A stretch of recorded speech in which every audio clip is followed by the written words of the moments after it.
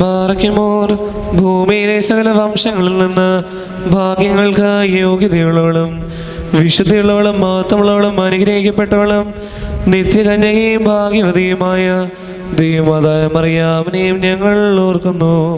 അവളോടുകൂടെ പരിശുദ്ധന്മാരായ നബിയന്മാരെയും പ്രസവക്കാരായ ശ്ലീഹന്മാരെയും ഏവൻഗേലിസ്തന്മാരെയും സഹദീന്മാരെയും മൗദ്യാന്മാരെയും ഭാഗ്യവാനും തന്നെ യജമാനും മുന്നോട്ടുകാരനുമായ മാറിയൂഹാനോൻ മാംദാനായും ശമാശന്മാരിൽ പ്രധാനിയും സഹദീന്മാരിൽ മുമ്പനുമായ പരിശുദ്ധനും മഹത്വമുള്ളവനുമായ സ്തേഫാനോസിനെയും ശ്ലീഹന്മാരിൽ തലവന്മാരായ ഉന്നതപ്പെട്ട മാർ പത്രോസിനെയും മാർ പൗലോസിനെയും നമ്മുടെ പിതാവായ വാർത്തോവാ ശ്ലീഹായും ശേഷം സകല ശുദ്ധിമാന്മാരെയും ശുദ്ധിമതികളെയും ഒന്നുപോലെ നാം ഓർക്കണം.